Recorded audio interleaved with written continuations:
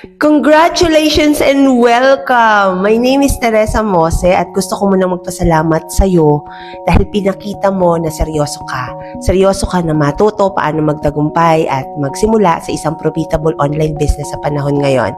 By the time na matapos mo itong free training series, alam mo na exactly kung ano yung mga dapat gawin para magsimula at magpatakbo ng isang successful online business kahit wala ka pang experience. Kahit nabigo ka na dati at kahit nasa hirap pa ang sitwasyon mo ngayon. So para kanino ba ito? Para ito sa mga sawa na sa trabaho na puro pagod pero kulang ang sweldo.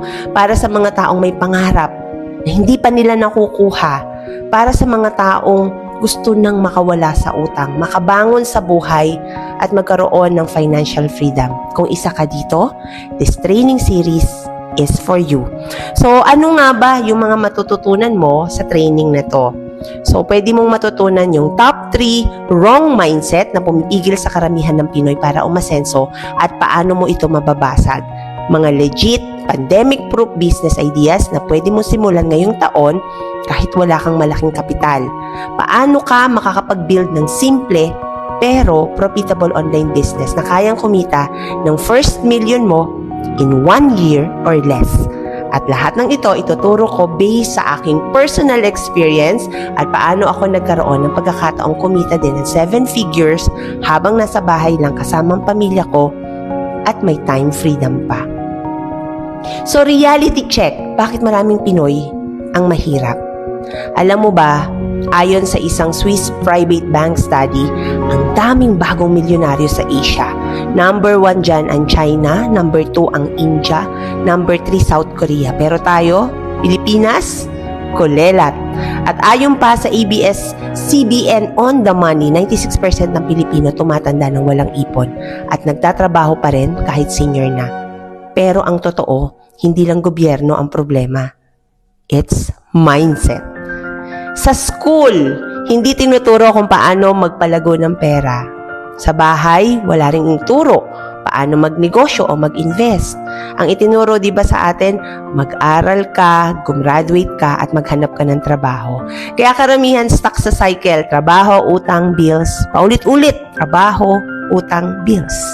Kaya kung gusto mong baguhin ang buhay mo, kailangan ang una mong babaguhin ay ang mindset. So, there are 3 wrong money mindset ang mga Pinoy na pumipigil din sa'yo para yumaman. So, number 1 dyan is wrong mindset number 1, lottery mentality or umaasa sa swerte. Diba, maraming Pinoy naniniwala isang araw tatama rin sila sa loto o bigla na lang darating na swerte para yumaman. Pero isipin mo, ilang milyon ang tumataya sa loto araw-araw. Ilan lang ang nananalo? Halos wala. In fact, mas mataas pa ang chance na tamaan ka ng kidlat kesa manalo sa loto. Ang problema dito, umaasa ka na lang sa panalangin at swerte, imbes na maghanap ng paraan at kumilos.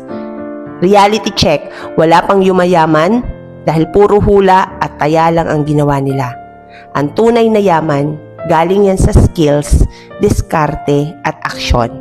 Diba parang tanim, hindi ka naman pwedeng umupo lang at hintayin mong tumubo ang puno ng mangga kung hindi ka naman magtatanim. Ganun din sa pera.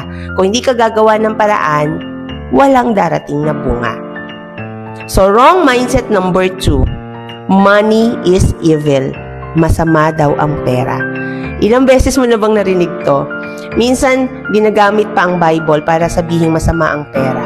Pero ang totoo, hindi naman perang masama it's ugali ng tao ang nagiging masama.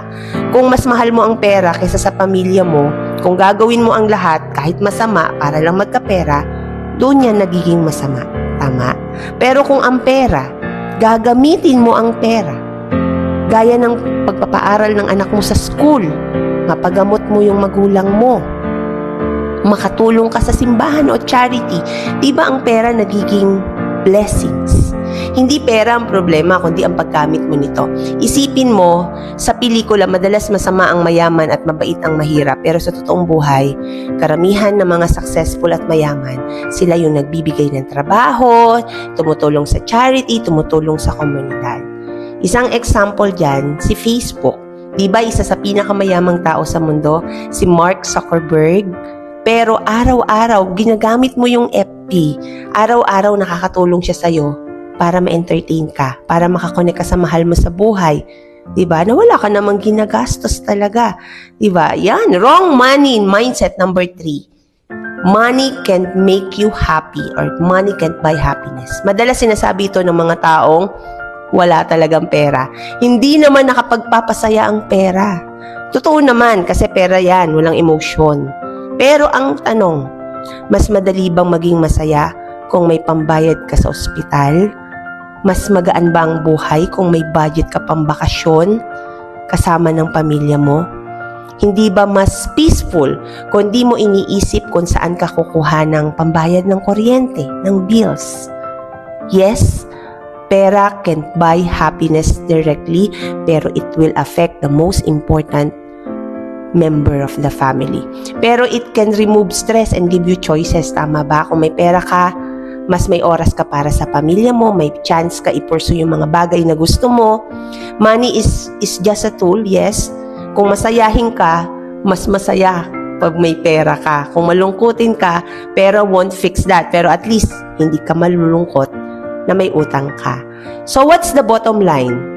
Kung gusto mong umasenso, kailangan mo munang itapon itong 3 maling mindset na ito. Dahil habang kumakapit ka pa sa paniniwalang swerte, masama ang pera at wala itong silbi, yun mismo ang pumipigil sa'yo para yumaman.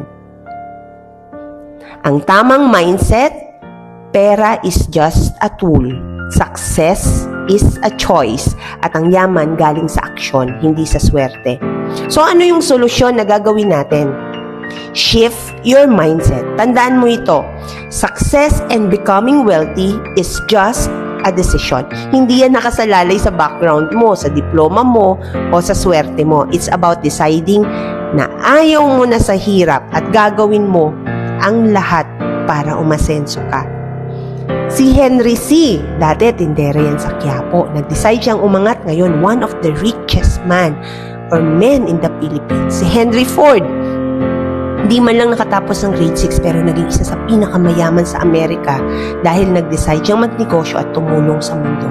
Ang tanong, ikaw, kailan ka magde-decide?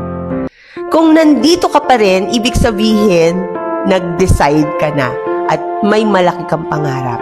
Gusto mo may mabago ang buhay mo and I congratulate you dahil willing ka nang baguhin ang mindset mo. At ito yung first step to success. Pero tandaan, walang yumayaman sa pagiging empleyado lang. Lahat ng mayayaman may negosyo. Kaya sa part 2 ng training, ito naman yung pag-uusapan natin. Ano yung mga profitable business na patok ngayong 2025 at 2026? Paano ka makapagsisimula gamit lamang ang iyong cellphone, laptop at internet? At paano kahit wala kang malaking kapital, pwede ka nang mag-start? Ano, excited ka na ba? Kung ready ka na, nag-prepare ako ng all-in-one video na ang magpe-present yung aming grand mentor na si Coach Albert. Libo-libo na po ang nabago ang buhay ginagamit tong video na to. Kaya aralin mong mabuti. I-click mo sa baba ang button para proceed ka na sa next level. Congratulations!